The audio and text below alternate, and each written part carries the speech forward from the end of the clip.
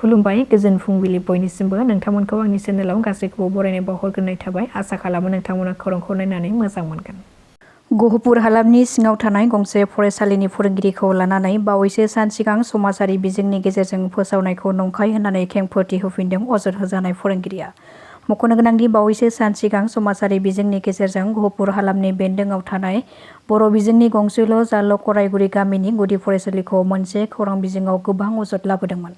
अजद होनाय बादिब्ला बे फरायसालिनि फोरोंगिरिखौ फरायसालियाव थि समाव नुजाथिया आरो फरायसालियाव फरायसाफोरनो जाग्रा आदार जाहोआ बायदि बायदि होननानै अजदखौ होदोंमोन। नाथाय बे फोरोंगिरिनि हेंथायै लाबोनाय अजदखौ फोरोंगिरिया नंखाय होननानै खेंफोरथि होदों।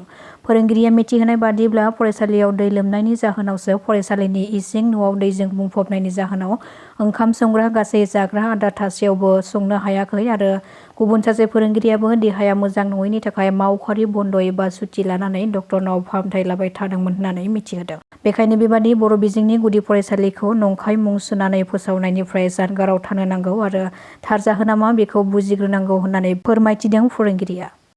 बाक्सानि बरमायाव सासे नंखाय हाग्रा बिफाननि मावथिखौ हमनो हादों। खौरां मोननाय बादिब्ला बे हमजानाय सुबुंखौ मसलपुर बनबारिनि अजय बैश्य होननानै सिनायथिनो हानाय जादों।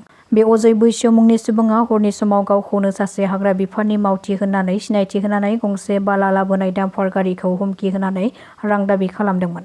उननि समाव बिखौ थानायाव गसर होनायनि उनाव संदाननानै नंखाय हाग्रा बिफाननि मावथि होननानै मिथिनो मोननायजों लोगोसे एरेस्ट खालामनाय जायो।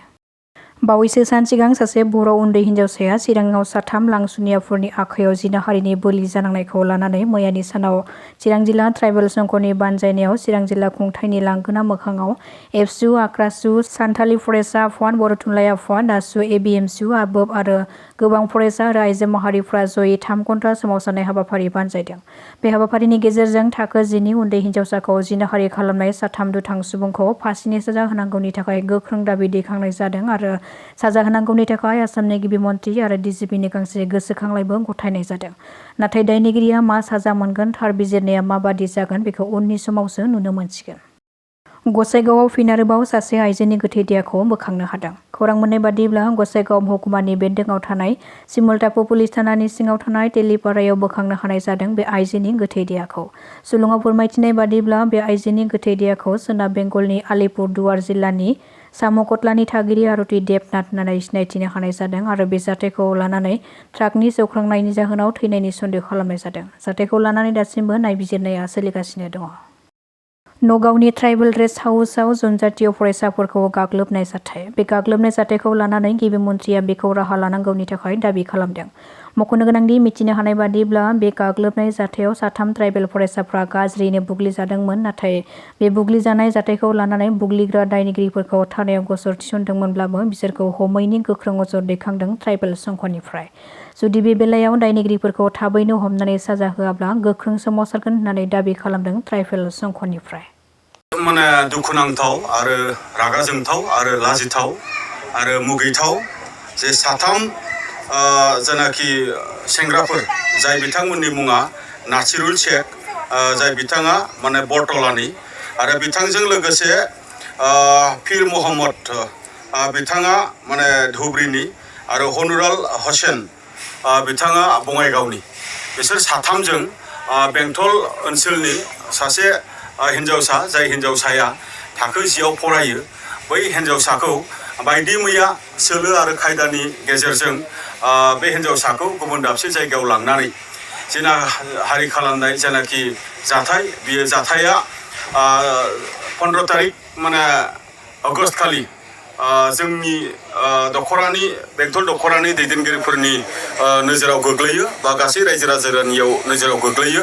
बे मथे जों दुलाराय बर' फरायसा आफादनिफ्राय बेंटल दखरा दुलाराय बर' फरायसा आफाद आरो चिरां जिल्ला दुलाराय बर' फरायसा आफाद बिथांमोना जथेस्थ' खबर लादों। खबर लानायनि गेजेरजों गासैखौबो थद बिद खालामजोबनायनि गेजेरजों मिथिजोबदों जे नंगौ जाय बिथांमोन माने सेंग्राफोर बिथांमोना अयनायै बे हिन्जावसा गथ'खौहाय जिनाहारि खालामदों।